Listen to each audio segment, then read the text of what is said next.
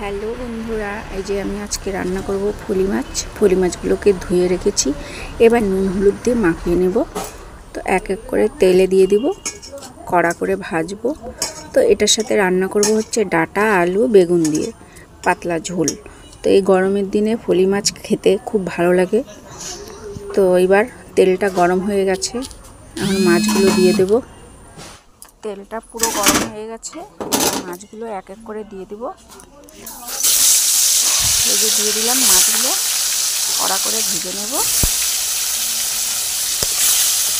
তোমরা কে কে ফলি মাছ খাও একটু বলো। ফলি মাছ খেতে ভীষণ ভালো লাগে, কিন্তু প্রচণ্ড কাটা।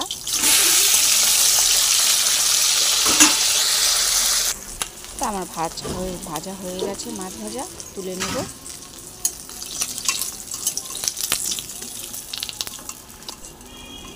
তো এবার তুলবো। তো মাথাটা দেখলাম ভাজা হয়নি, তা একটু ভাজবো। তো এবার মাছ ভাজাটা তুলে নেব। তুলে নিয়ে ওই তেলেই দিয়ে দিব জিরা, সাদা জিরা ফোড়ন দিয়ে দেব।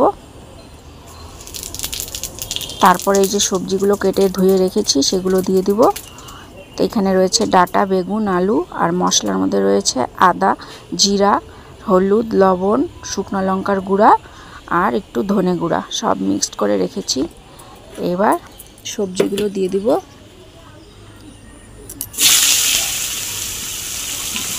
ভিডিও করতে খুব অসুবিধা হয়, এক হাত দিয়ে মোবাইল ধরা এক হাত দিয়ে কাজ করা। তোমাদেরও হয়তো হয়, আমার তো খুবই অসুবিধা হয়। তো এটাকে ভালো করে সবজিটাকে একটু ভাজবো। ভাজার পরে মশলাটা দেব।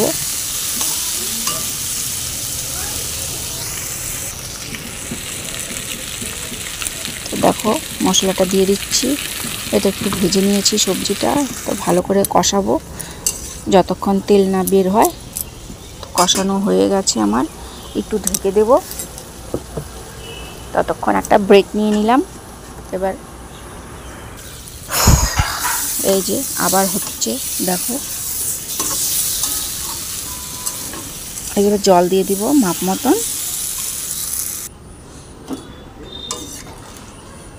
দিয়ে দিলাম ঝোল।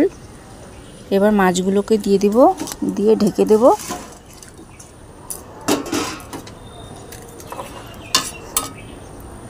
মাছগুলো দিয়ে ঢেকে দিয়ে ঝোলটা ফুটে আসলেই আমার মাছের ঝোল কমপ্লিট। এই দেখো কি সুন্দর ফুটছে টকবক করে, খেতে খুব ভালোই হয়েছে। তোমরাও এরকম বানাবে। তো দেখো আমার কমপ্লিট মাছের ঝোল।